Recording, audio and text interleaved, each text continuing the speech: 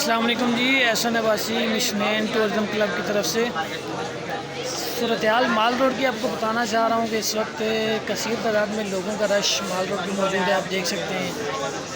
और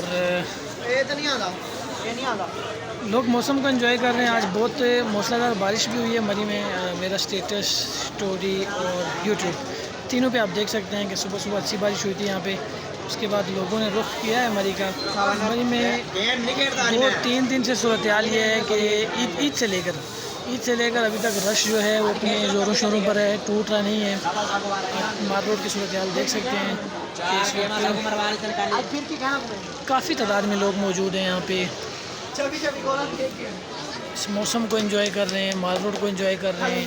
आप लोग जब भी मरी आए, मरी एक दिन एक जो है माल रोड का विज़िट ज़रूर करें, क्योंकि माल रोड पे आपको खाने अच्छे मिलेंगे, फास्ट फूड मिलेगा, उसके बाद रौनक मेला मिलेगा।